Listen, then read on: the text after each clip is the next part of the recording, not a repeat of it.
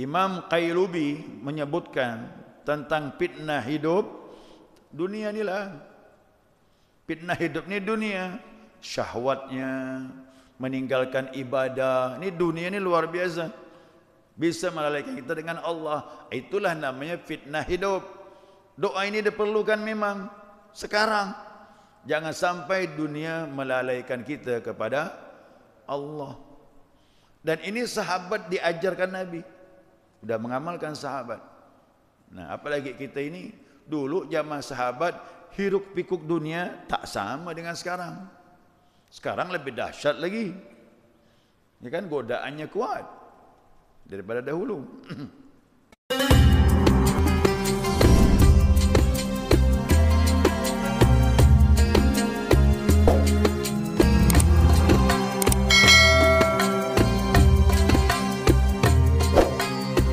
Jemaah sekalian yang saya muliakan, Assalamualaikum warahmatullahi wabarakatuh.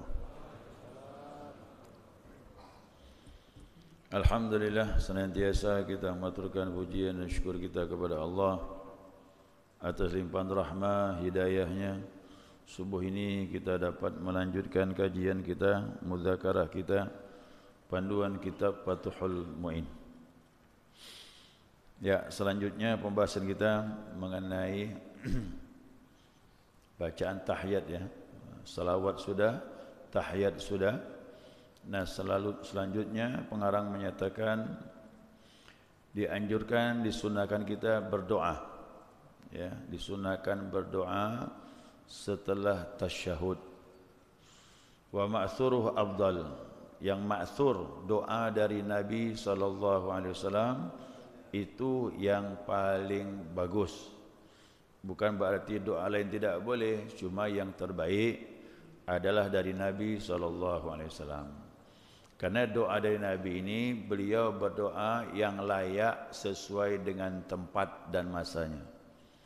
Ya, dalam salat, apalagi nama ibadahnya ibadatul mahdhah, semata-mata ibadah antara kita dengan Allah, maka yang terbaik adalah doa-doa yang dipilih dari hadis.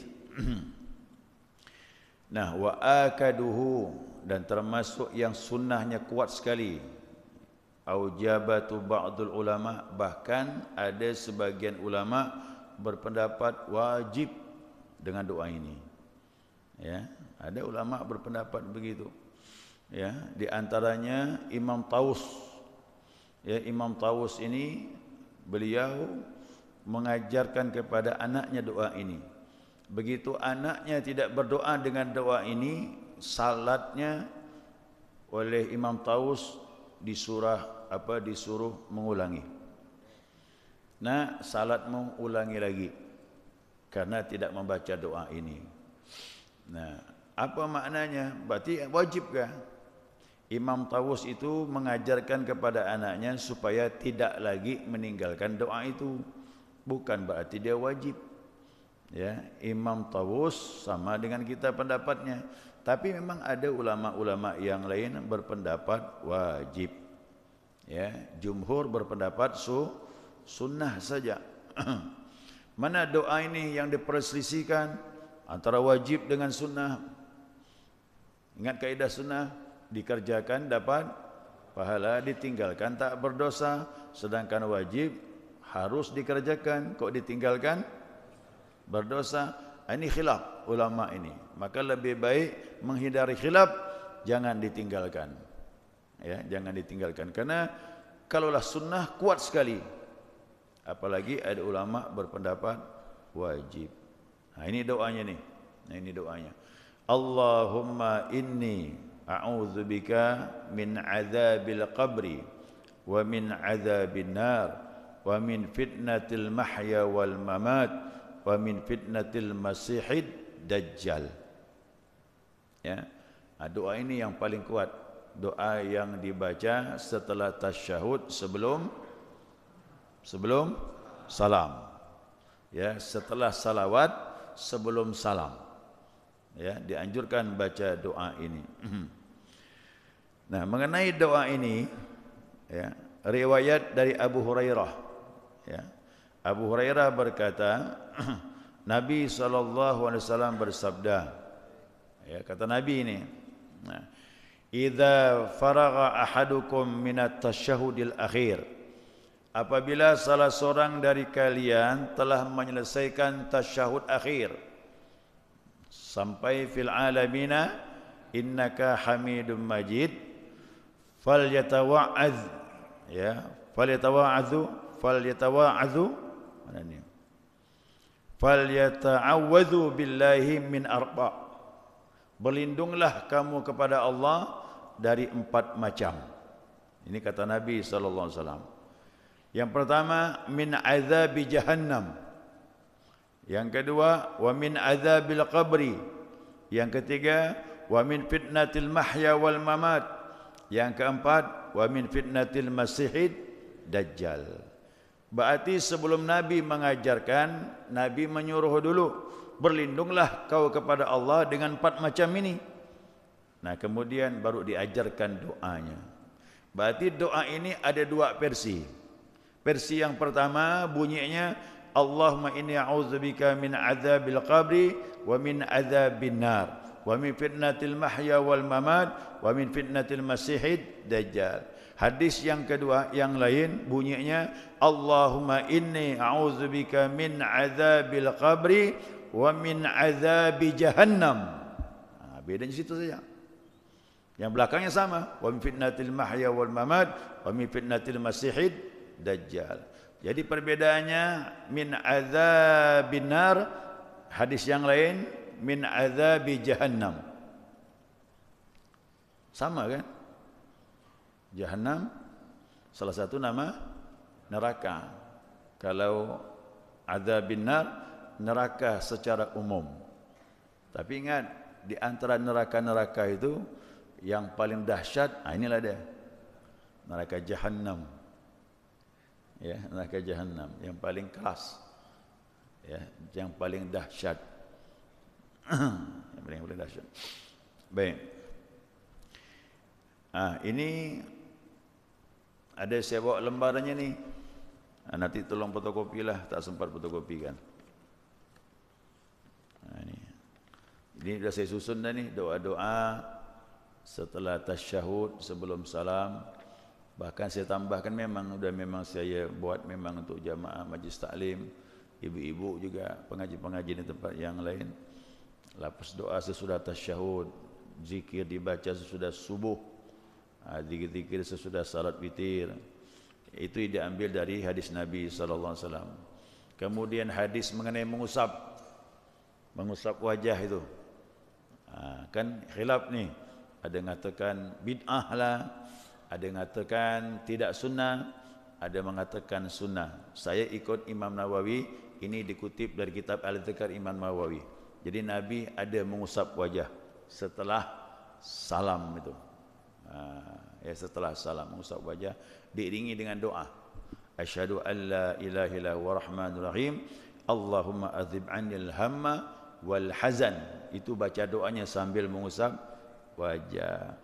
Terus ada doa saya buatkan, doa umur yang sudah lanjut, yang tak lama lagi menghadap Allah.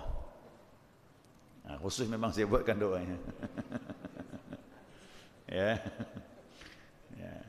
Tapi kan tak dijamin. Kadang orang muda pun juga bisa kembali kepada Allah. Ini kan ngambil kebanyakan. Kebanyakan orang tua itulah yang banyak kembali. Gitu kan. Kemudian doa di bawah, doa sesudah wuduk tambahan, yang mana kita tidak lazim membaca. Ini saya susun ni, ya, belakang depan belakang ni. Nanti tolong pengurus masjid lah, ya, fotokopikan, nanti dibagikan insya-Allah pertemuan akan datang. Ya. Ya. Baik, saya tambah lagi jelaskan. Nah, di sini ada kalimat wa min fitnatil mahya wal mamat. Ya Allah, aku berlindung kepada Engkau daripada fitnah hidup dan fitnah mati. Kenapa doa ini didahulukan daripada doa yang lain?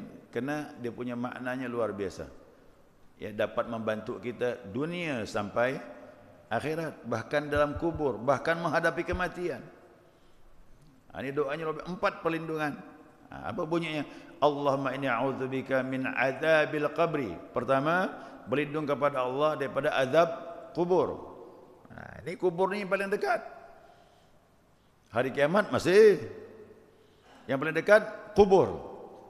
Hari ini kita bermajlis, tak nutup kemungkinan besok, lusa, minggu depan, bulan depan pindah alam barzah. Maka kubur paling dekat. Minta kepada Allah lepas daripada azab kubur. Ulama berpendapat kalau lepas azab kubur, akhirat tu aman juga. Tapi siapa yang tidak aman daripada azab kubur, akhirat biasanya lebih berat. Kerana kubur tu kan awal. Ya. Apa nama itu? Kalau kita beli barang tu mengikat tu apa? Panjar dulu. Perskot dulu. Jadi azab kubur tu perskot dulu untuk dirasakan, tapi sana lebih berat lagi. Ya. Tapi kalau sudah lepas azab kubur, biasanya lepas kata ulama daripada azab akhirat. Maka diiringi min azabil qabri duluan, wa min azabin nar. Yang kedua berlindung daripada azab api neraka. Proses panjang tu akhirat tu. Ya, tapi kita yakini walaupun tak lihat akhirat, tak lihat neraka, tak lihat surga, tapi kita percaya dengan yang membawanya, Nabi kita Muhammad sallallahu alaihi wasallam.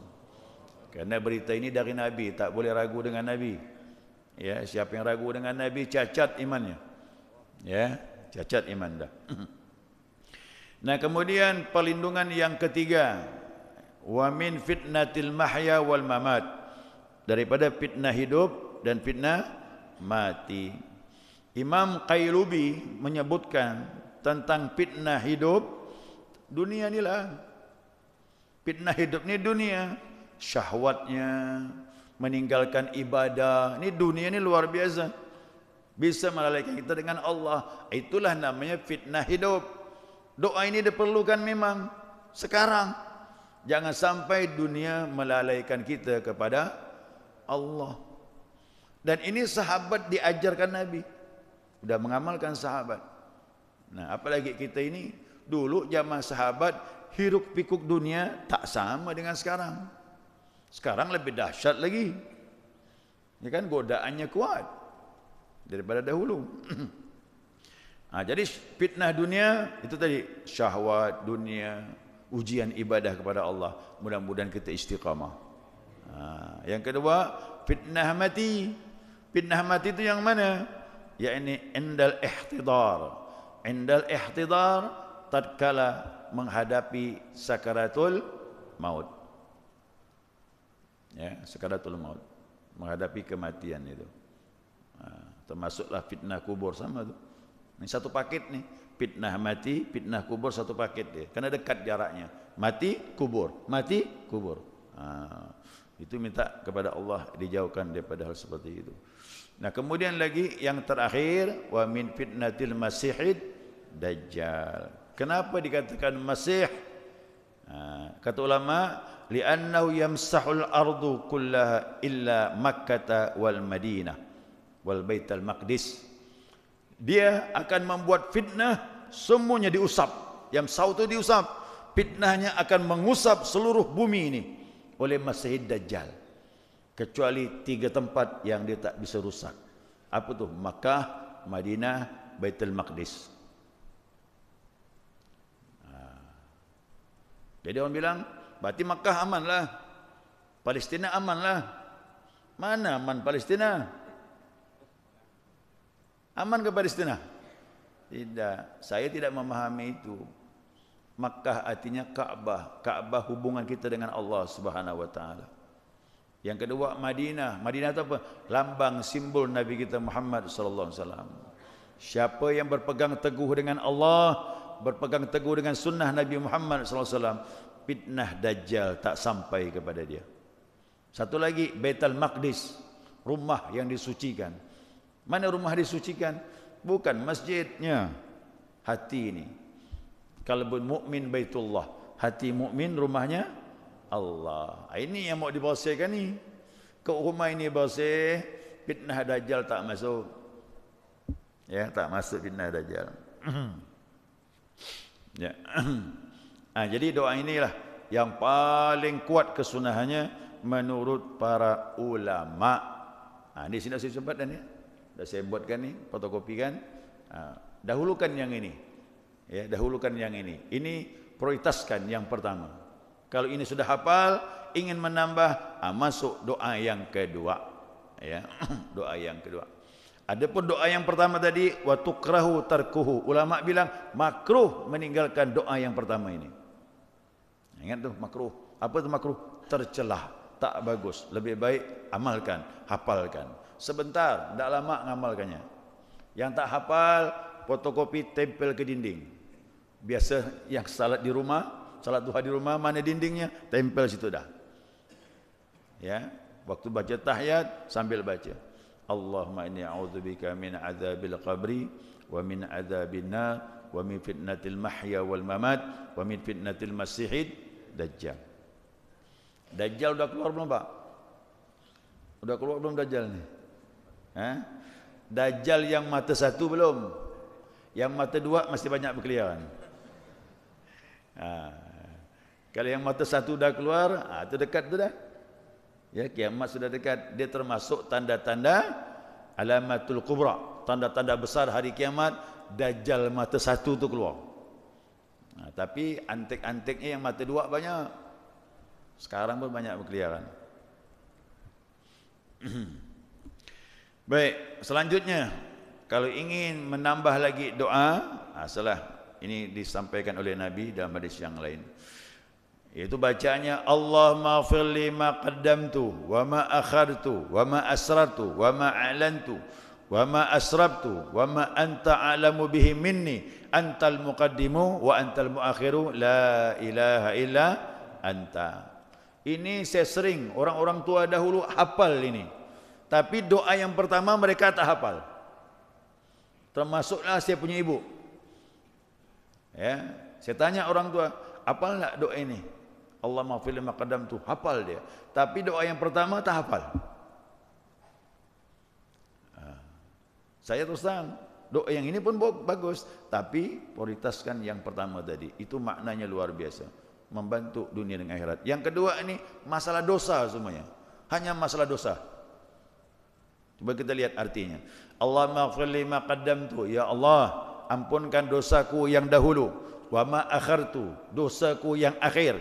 Yang terakhir maksudnya, wa ma asrartu, dosaku yang tersembunyi, wa ma a'lantu, yang kelihatan, wa ma asrabtu, yang aku melampau batas, ya Allah. Wa ma anta a'lamu bihi minni, dosa-dosa yang engkau lebih tahu dari aku, ya Allah. La ilaha illa anta.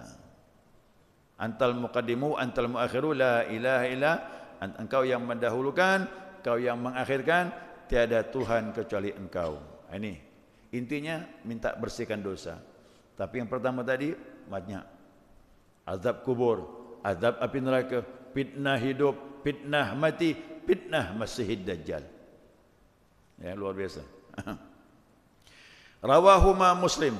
Jadi kedua-duanya riwayat Imam Muslim. Wa minhu aidan. Ada lagi pilihan yang ketiga kalau hafal. Cuma di sini tidak saya sebutkan yang ketiga ni ya, cuma dua saja. Saya ambil dua. Cuma kerana disebutkan dalam kitab saya bacakan. Ini yang hadis yang ketiga ini Rasulullah mengajarkan kepada Abu Bakar Siddiq radhiyallahu an. Kata Nabi, ucapkan ya Abu Bakar sebelum kamu ucapkan salam dalam salatmu, Allahumma inni zalamtu nafsan zulman kabiran katsira. La yaghfiru dzunuba illa anta faghfir li maghfiratan min 'indik innaka antal ghafurur rahim. Ini hadis riwayat Imam Bukhari. Nah, cuma di sini ada kalimat tambahan. Sebenarnya zulman katsira, tapi di sini zulman kabiran katsira, ditambah kabiran oleh Imam Nawawi. Boleh tak apa-apa, tak masalah. Seperti doa wudu. Allahumma ja'alni minat tawabin wa ja'alni minal mutatahirin. Hadis cuma sampai di sini. Imam Ghazali menambah wa ja'alni min ibadikas salihin. Itu Imam Ghazali yang menambah. Ya. Jadi mau ambil dari Nabi boleh, ikut Imam Nawawi tambahannya boleh. Apa maknanya? Allahumma inni zalamtu nafsi zulman kabiran katsira. Ya Allah, sesungguhnya aku menzalimi diri aku ya Allah dengan kezaliman yang besar lagi banyak. La yaghfiru dzunuba illa anta. Tidak ada yang bisa mengampunkan dosa kecuali Engkau ya Allah. Faghfirli maghfiratan min indik, maka ampunkan aku dengan pengampun yang langsung dari sisimu ya Allah. Innaka antal ghafurur rahim. Sesungguhnya Engkau Maha Pengampun lagi Maha Penyayang. Rawahul Bukhari. Ini hadis sahih semua ni. Ya, Imam Muslim, Imam Bukhari. Dan begitulah, siapa yang salat malam tambah semuanya, tiga-tiganya boleh, masukkan semuanya. Kau berjamaah bagaimana? Bolehkah berjamaah tambah semuanya tiga? Jangan. Di sini ada patokan. Ulama berpendapat yusannu ainan qussa du'aul imam an qadri aqali tasyahudi wassalati ala nabi sallallahu alaihi wasallam. Disunnahkan bagi imam berdoa jangan lebih dari kadar tasyahud dengan salawat. Ya, digabung tasyahud sama salawat. Doanya jangan lebih daripada ini. Mau tahu ukurannya? Ini At-tahiyatul mubarakatus salawatut tayyibatu lillah. Assalamu alayka ayuhan nabi wa rahmatullahi wa barakatuh. Assalamu alayna wa ala ibadillahi salihin. Ashhadu an la ilaha illallah wa ashhadu anna Muhammadur Rasulullah. Allahumma salli ala Sayyidina Muhammadin wa ala ali Sayyidina Muhammad kama sallaita ala Sayyidina Ibrahim wa ala ali Sayyidina Ibrahim wa barik ala Sayyidina Muhammadin wa ala ali Sayyidina Muhammad kama barakta ala Sayyidina Ibrahim wa ala ali Sayyidina Ibrahim fil alamina innaka Hamidum Majid. Ini kadarnya tasyahud dengan salawat. Doa itu jangan lebih daripada ini lamanya. Nah, tapi kalau dua masih boleh, tiga jangan. Salat sendirian silakan tambahlah, tak masalah. Ya, boleh tambah ya muqallibal qulub tsabbit qalbi ala dinik. Penutup terakhir. Wa qala syekhuna, berkata guru kami, tukrahu salatu ala nabi sallallahu alaihi wasallam ba'da ad'iyatit tasyahud, dan makruh berselawat kepada nabi setelah doa tasyahud. Kan tadi kan ada salawat, fil alamina innaka Hamidum Majid, tambah doa Allahumma na'udzubika min azabil qabri wa min azabin nar wa min fitnatil mahya wal mamat wa min fitnatil masihid dajjal. Allahumma ighfir li ma qaddamtu wa ma akhartu wa ma asrartu wa ma a'lantu wa ma anta alamu bihi minni antal muqaddimu wa antal muakhiru la ilaha illa anta. Cukup. Sebelum salam jangan lagi salawat wa sallallahu alaihi wasallam Muhammad, jangan. Langsung saja salam. Assalamualaikum warahmatullah. Assalamualaikum warahmatullah. Karena ada pendapat setiap doa ditutup dengan salawat. Dalam salat jangan. Ikut Nabi sallallahu alaihi wasallam. Nah, begitu Nabi menganjurkan, ya itulah kita ikut.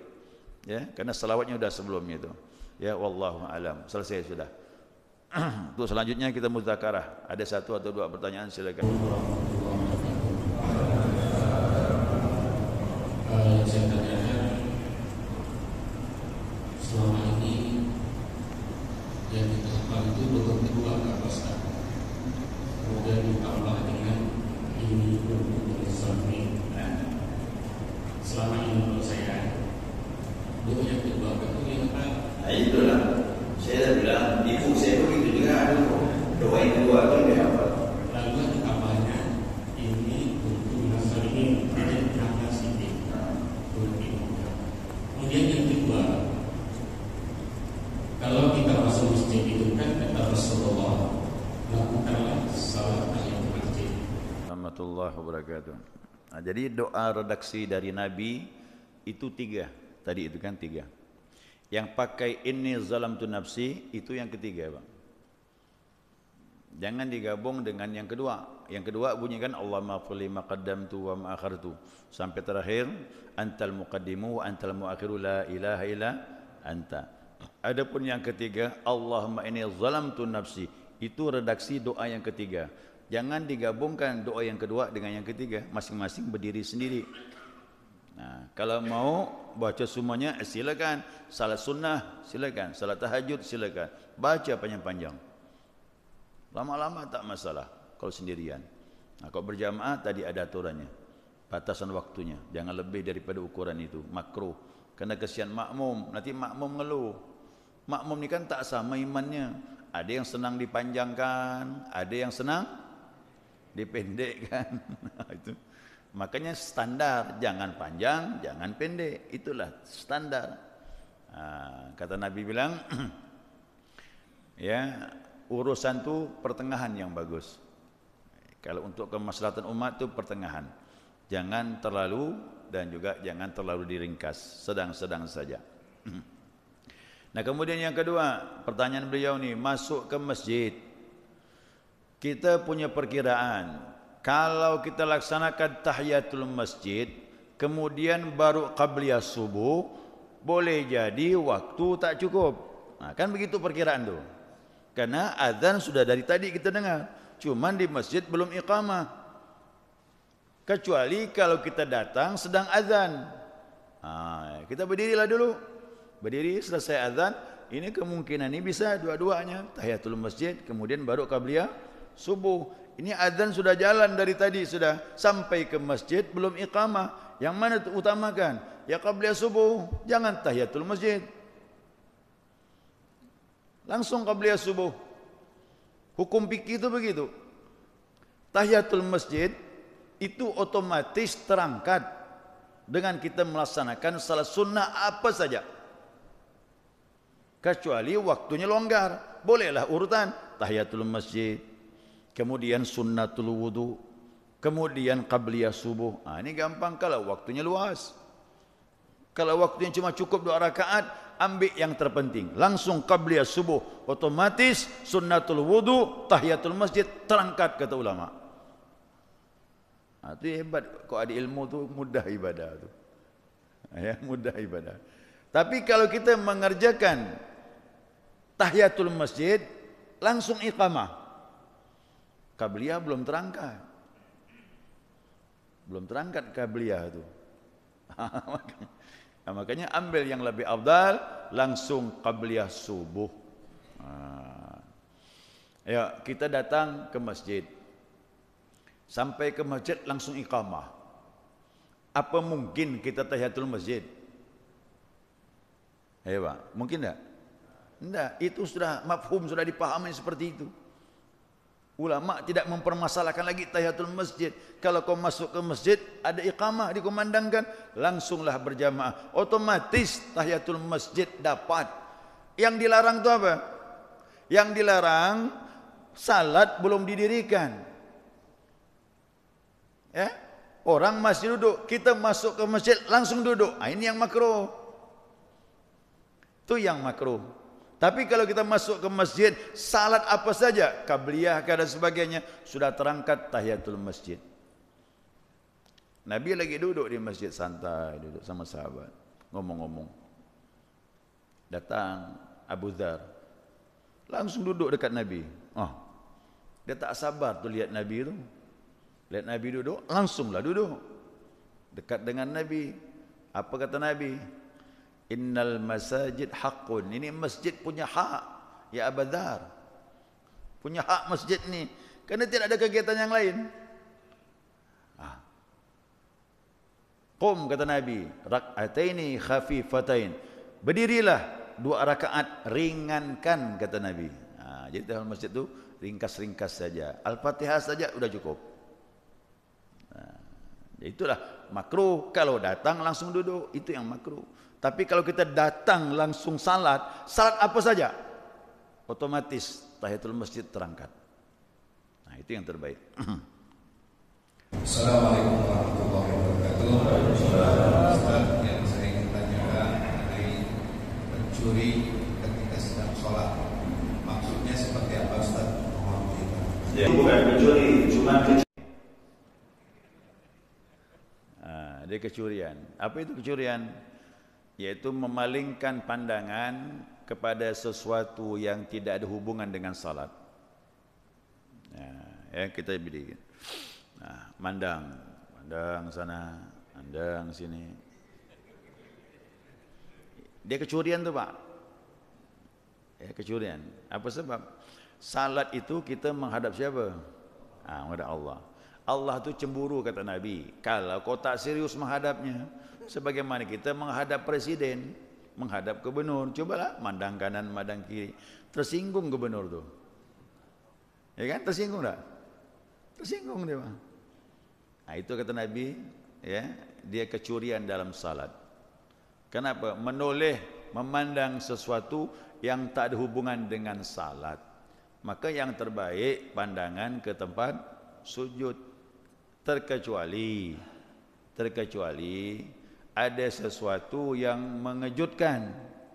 Lagi salat, bunyi sesuatu yang jatuh dan itu mengganggu sekali. Boleh mandang untuk memastikan. Oh, pandang, aman, sudah, kembalikan lagi pandangan. Boleh, tidak masalah. Ya, ada barang jatuh, anak nangis. Pandang, lihat. Oh, mudarat ni. Anak terlungkup ke bawah, umpamanya, kaki ke atas, batalkan salat, ambil dia. Boleh, Pak. Boleh batal. Dia ingat yang kaku. Jangankan anak, kucing saja tenggelam dalam tempayan, kita salat dekat jendela, mandang kita ni. Batalkan salat, ambil kucing tu. Apalagi manusia. Itu keadaan-keadaan yang boleh kita memandang, bahkan membatalkan pun boleh. Boleh membatalkan. Jangan kaku salat. Kesalahan dah usah kaku. Lihat keadaan. Noleh boleh kalau diperlukan. Yang dilarang tadi itu, menoleh tanpa keperluan. Itu yang dilarang. Apalagi mandang ke atas, ancamannya lebih keras lagi. Nanti Allah tak kembalikan pandanganmu, kata Nabi SAW. Mandang ke atas salat. Kalau berdoa boleh. Mandang ke atas salat tak boleh. Kemakruhannya kuat. Ada ulama berkata haram mandang ke atas. Kenapa? Salat tawadu, merendahkan diri. Pandanglah tempat sujud. Kira-kira seperti itulah gambarannya. Ya. Subhanakallahumma wa bihamdika asyhadu an la ilaha illa anta astaghfiruka wa atubu ilaik. Allahumma shalli ala Muhammad.